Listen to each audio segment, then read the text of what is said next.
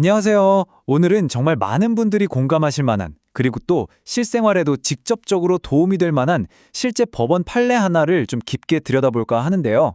바로 해외에 산다는 이유만으로 내 아이를 못 보게 된 한 부모의 이야기, 그리고 자신의 권리를 찾기 위해 어떻게 싸웠는지에 대한 이야기입니다.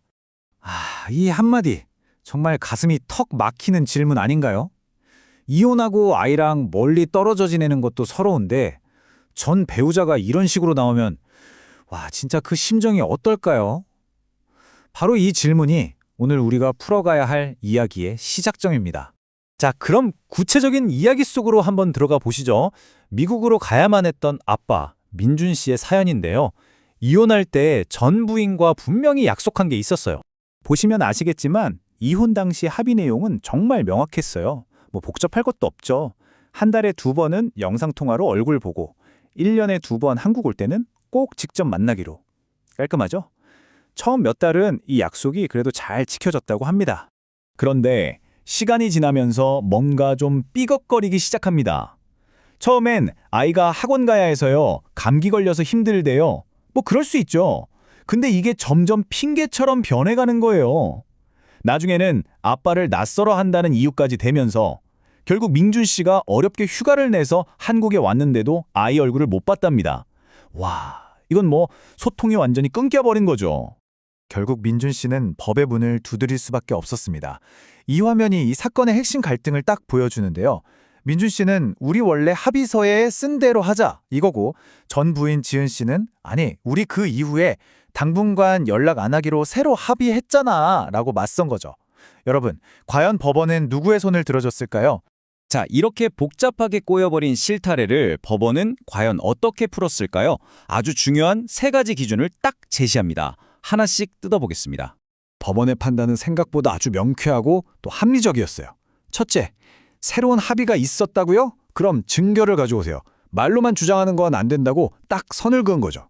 둘째, 뭔가를 하라고 명령하려면 언제까지 해야 하는지 명확한 날짜를 정해야만 그게 진짜 효력이 있는 거다라고 강조했습니다. 그리고 마지막으로, 이게 정말 중요한데, 최종 판결이 나올 때까지 몇 달이고 몇 년이고 아이랑 아빠가 그냥 단절되게 놔둘 순 없잖아요. 그래서 일단 임시로 영상통화부터 바로 시작하라고 결정했습니다. 아이의 권리를 먼저 챙긴 거죠. 자, 그렇다면 법원은 왜 이렇게 민준 씨의 편을 들어준 걸까요? 이 판결 뒤에는요, 아주 중요한 기본 원칙들이 숨어 있습니다. 가장 첫 번째, 그리고 가장 중요한 원칙입니다. 바로 자녀의 복리. 아이를 만나는 거, 이게 단순히 부모의 권리라고만 생각하면 안 돼요. 오히려 부모랑 꾸준히 교류하면서 정서적으로 안정감을 느낄 아이의 권리가 훨씬 더 중요하다는 겁니다. 법원은 바로 이 점을 가장 먼저 생각한 거예요. 두 번째는 이겁니다. 법적인 명령은 명확히 한다는 거죠. 생각해보세요. 법원의 명령을 안 따르면 과태료를 내거나 심하면 구금까지 될 수 있거든요.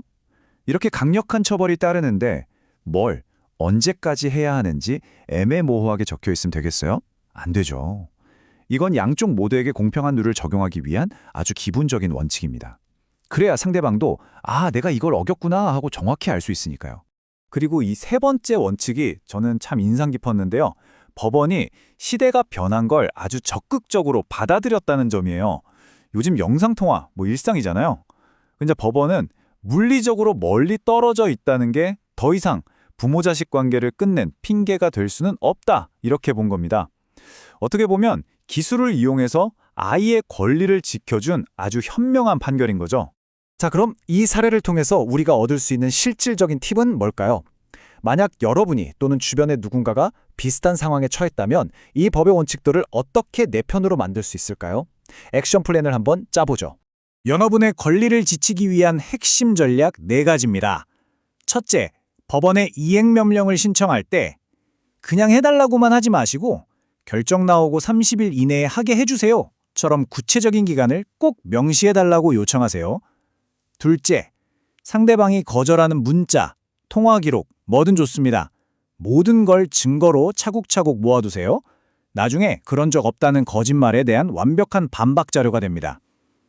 셋째, 소송이 길어지면 아이랑 몇 달씩 못 볼 수도 있잖아요. 그걸 막기 위해서 사전 처분을 신청하세요. 재판이 진행되는 중에도 영상통화라도 할 수 있게 해달라고요. 마지막으로 가장 좋은 건 애초에 합의할 때부터 확실히 하는 겁니다. 횟수, 시간은 물론이고 우리는 줌으로 한다, 카톡, 페이스톡으로 한다 이렇게 사용할 앱까지 구체적으로 정해두면 나중에 딴소리할 여지가 없겠죠. 이 네 가지만 기억하셔도 큰 도움이 될 겁니다. 결국 이 모든 이야기는 하나의 질문으로 돌아옵니다. 부모가 다투는 그 와중에 힘없는 아이의 권리는 과연 누가 지켜줄 수 있을까요? 오늘 우리가 살펴본 이 판례는요, 법이 어떻게 그 아이의 편에 서서 아이가 마땅히 누려야 할 시간과 감정을 지켜줄 수 있는지를 똑똑히 보여주는 좋은 예라고 생각합니다. 이 질문 한 번쯤 깊이 생각해 보시는 건 어떨까요?